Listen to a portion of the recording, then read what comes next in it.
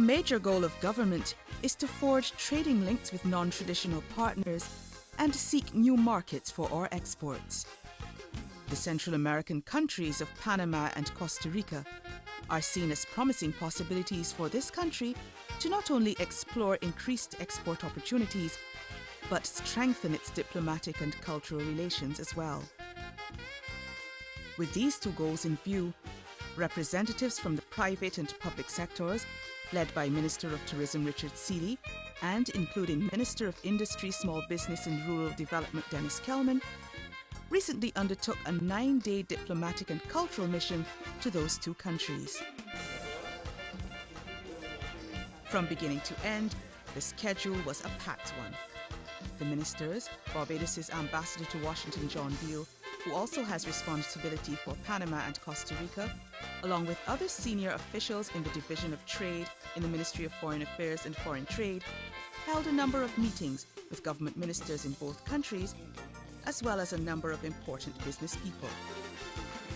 While they were having their closed-door sessions, other members of the delegation were holding business-to-business meetings and exploring opportunities for their respective companies. The Barbados Investment and Development Corporation served as chief coordinator of the mission, while the Caribbean Export Development Agency provided significant financial support for this initiative. One of our mandates at the ADC is to see exports increase, and we also have one of our objectives for this year is to see products exported to Latin America which were not previously in this market. So we're hoping from bringing the manufacturers here, they will be able to make good contacts that can be converted into actual sales. In addition to that, we're also looking to source raw materials for the productive sector. So we have been engaged in some meetings. Hopefully that can lead to identifying raw materials, especially in the food processing and the fashion industry, that will be competitive and allow our producers to cut some costs in terms of production. Yes, definitely. I think from Caribbean Export, we were approached by Barbados to support their engagement in a mission to Central America, Panama and Costa Rica specifically. We recognized that nature of support was important for building export potential, and we suggested that perhaps the initiative should be expanded to include other members of the CARICOM region, particularly OECS, because of the objective under the EPA and the EDF of achieving greater regional integration. Caribbean Export is of the position that an opportunity to achieve access into the Central American market is an important one for the CARICOM region, and hence this initiative was seen as one that certainly could be supported and was supported by the Caribbean Export Development Agency. For Minister Seeley, the major goal of this vital mission was to make progress in the quest for economic opportunities in non-traditional sources. We constantly hear specialists and commentators in the major countries talking about the emerging markets. Well, Barbados is no different. We have to look to make sure that we can get a piece of the action wherever it's taking place. And for some of these North Atlantic countries, they may be emerging markets, but for us, these are our neighbors and friends and people who we have, long-standing relations with. And so this foray into Latin America, by way of this political commercial mission that Barbados has embarked on in the Central American countries of Panama and Costa Rica, it must be seen in that light. We have to strengthen our bonds in Latin America. There is a political component to these missions, but the bigger picture is to try to get our service providers, our agriculturalists, our manufacturers, opportunities for sourcing raw material, opportunities for markets, and of course to at the same time strengthen the cultural bonds and to renew a lot of those linkages that maybe over the years have been not as strong as they should be. Ambassador Beale shared this view, saying it was time to explore the opportunities in both countries. I think that if you're looking at this part of the world, certainly in Central America, the two key countries undoubtedly is Panama and Costa Rica. If you look at their per capita income and other things, stability and whatever, these are the two countries to focus on. And then, of course, in South America, Brazil is the one that certainly stands out. There's something here that really has to be done. The government has made, I think quite rightly, a decision that we can no longer look only to the traditional markets that we have, that is Great Britain, Canada, and the US. And so the new name is Central South America. Minister Seeley described the mission as a successful one, stating that while modest expectations had been set going into both markets, they had been met or, in some cases, exceeded. A highlight of the trip was his discussions with the management of Copa Airlines. Certainly, I think that the meeting with the CEO of Copa Airlines, Mr. Pedro Hilbron, was a definite high point. That's something that we wanted for a very long time, and we were able to have that meeting close to an hour, at least 45 minutes. We were able to discuss the miracle that the Copa story is. It's really phenomenal what they've been able to achieve. And in many respects, a lot of what they're doing in terms of reaching out to the Caribbean is the very same thing that we would like to do in terms of reaching out to Latin America. Panama City is a phenomenal hub and is a growing one. The Tocumen International Airport is the hub of the Americas.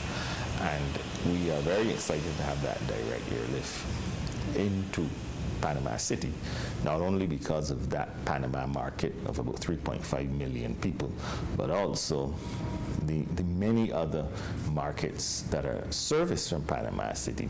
Colombia right next door, for example, is 40, 50 million people. Other parts of South America and Central America are serviced from Panama City. So it's an important thing for us to have that service. I think it's fair to say that it's not a matter of if we're going to get it, it's just a matter of when.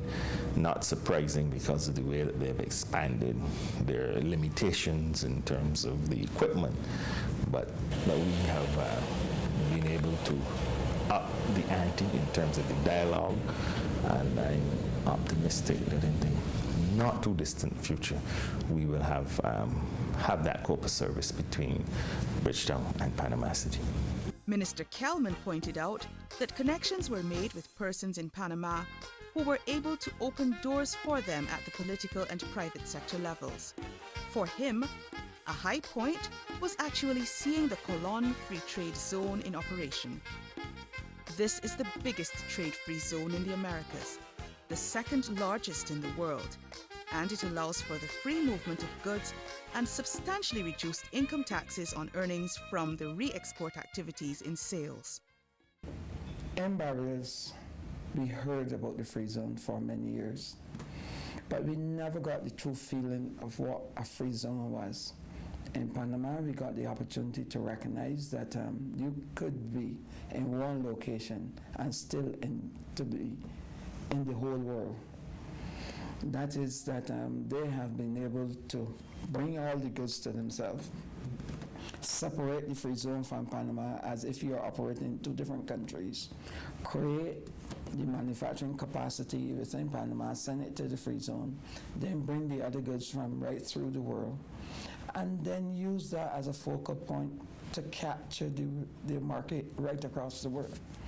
We in Barbados, we have found ourselves in a location which is strategic, and we have now to see how now we are to take the manufacturing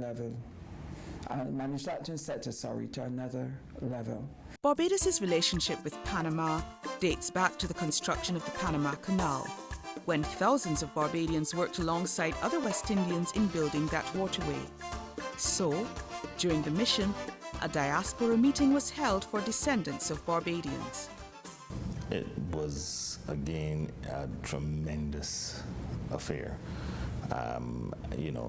Close to 200 Panamanians of Barbadian descent that came to the event that we held for them. It tells us a couple of things. One, I think the private sector participants were able to see the extent to which there's a ready market for many of their products because of familiarity on the part of the Barbadian diaspora there. But beyond that, the connections that these individuals, many of them are, have assumed fairly prominent standing in Panamanian society, in public and private sector. And beyond that, they are proud Barbadians living and working in Panama. And in terms of pushing ourselves as a destination for Panamanians, pushing the whole advent of international business services, we signed a double taxation agreement with Panama in June last year. Fortunate for us, we have a very strong diaspora support in Panama, and we have some history that we need to build on. Too often we take these things for granted, we talk about them, but we never try to commercialize them or to concrete the findings. And I think on this trip that we concentrated on that more so in Panama, because it is clear that we have a market and we have people that we can identify and to target. Ambassador Beale was impressed with the numbers who turned up for that meeting, saying it was noteworthy that there was a connection with the descendants and Barbados, even though 100 years had passed. The only sort of disadvantage is that you would have noticed that the people that night were probably 50 and over. But even that is still remarkable because 100 years is a long time. But if we don't act on trying to do something with Panama as soon as possible, obviously at some point in time, that fading will become completely lost. So I think it's important for us to follow up on the initiative. And incidentally, I think that probably we should be considering at some point in time having an embassy in Panama. And I'm quite sure that if we did, that the Panamanian government would reciprocate and have an embassy in Barbados also. At the reception for the descendants, Minister Seeley disclosed that the second Barbados Diaspora Conference would be held in Bridgetown in August 2012, and he invited all to attend and participate.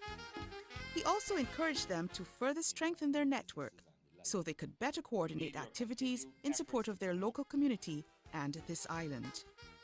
We need your continued efforts to promote our cultural industries and our artists.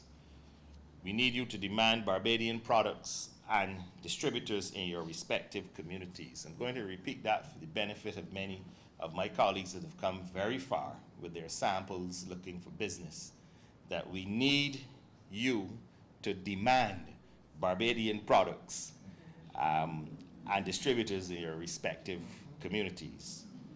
We need your contributions in cash and in kind, and your time to worthy charitable causes in Barbados' health, education, sports, and community-level activity.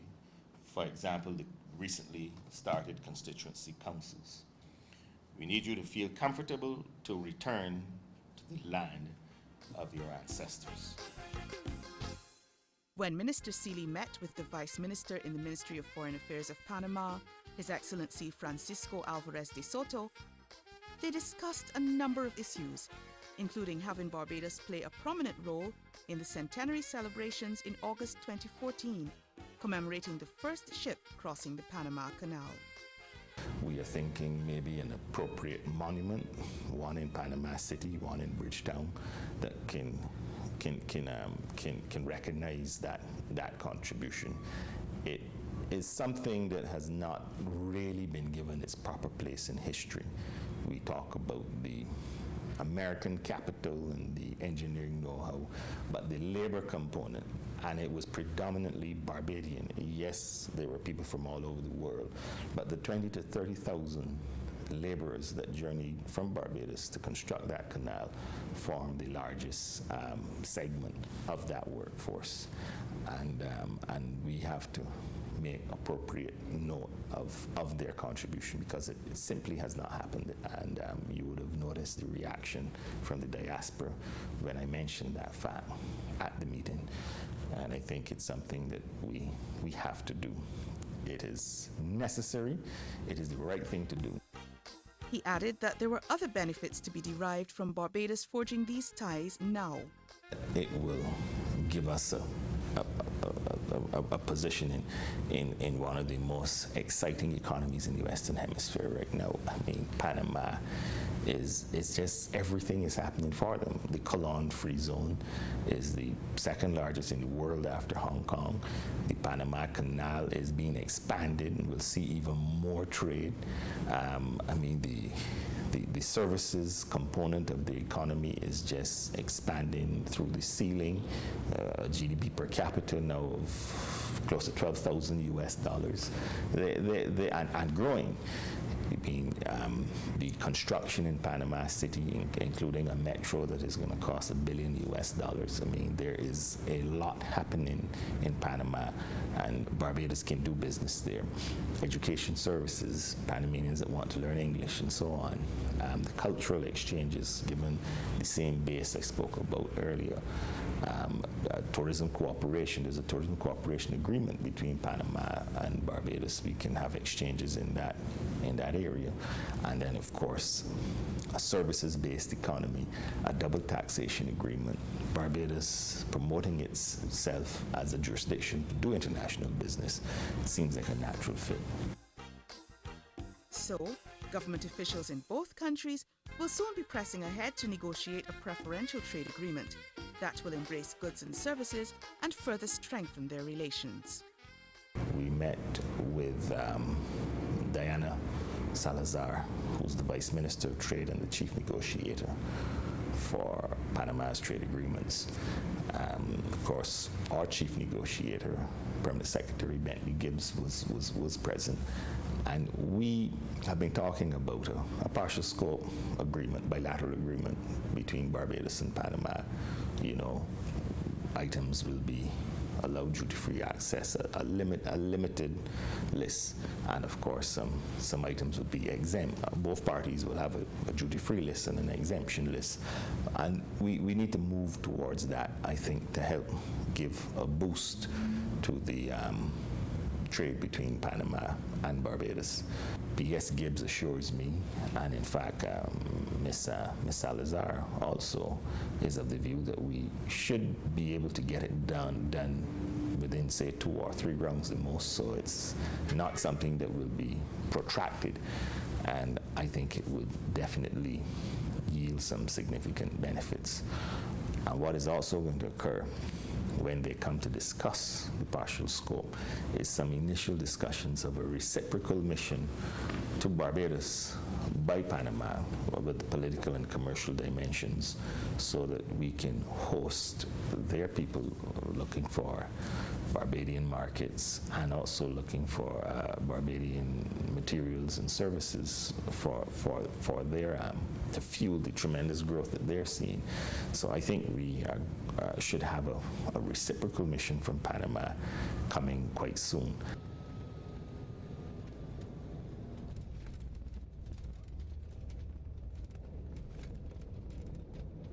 Welcome to Costa Rica, the main cities and not all the new news and developments.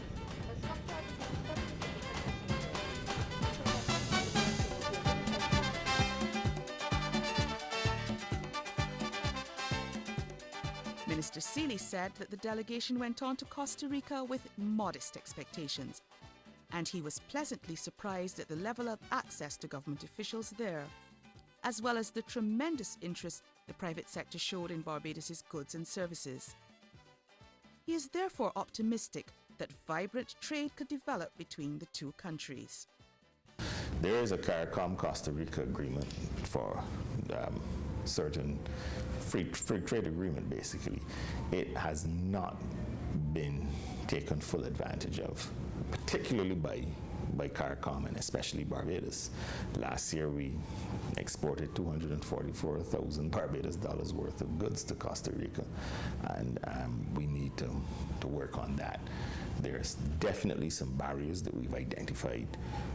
The absence of the sanitary and phytosanitary regulations, a big deal in Costa Rica because they place a great emphasis, the ministries of health and agriculture here place a great emphasis on those regulations. So in terms of meat, poultry, and similar type products, we simply can't export them here.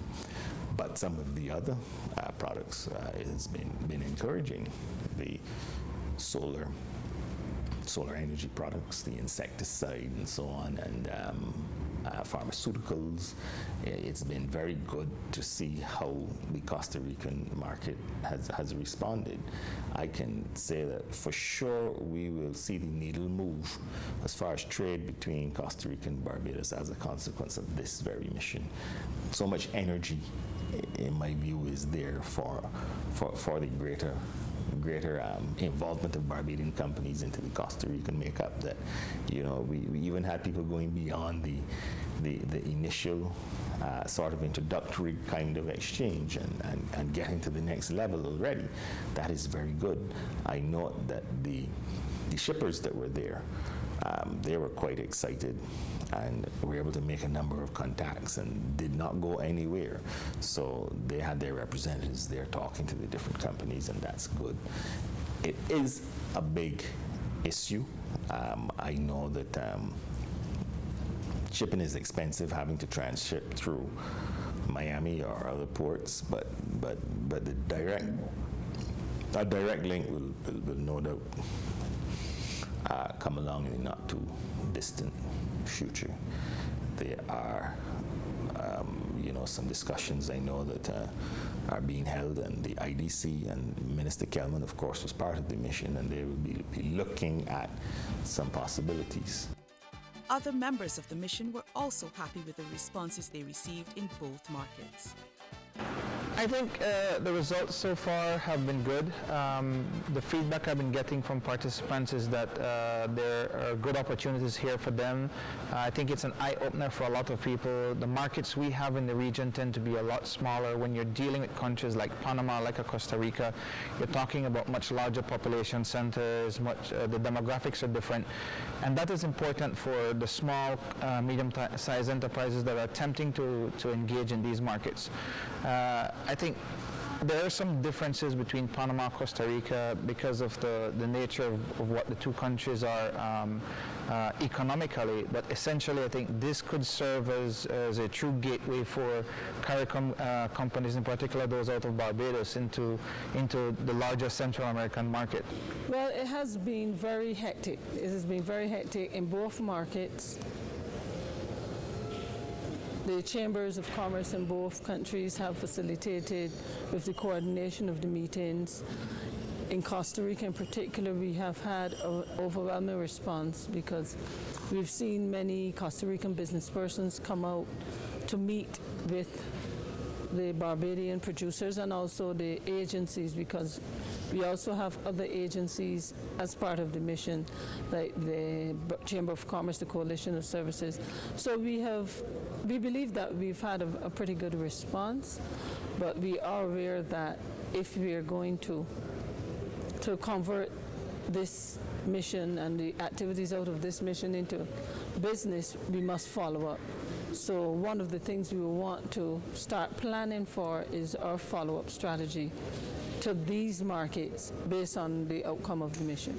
Que la marca es conocida a nivel local, pero quieren comenzar a exportar.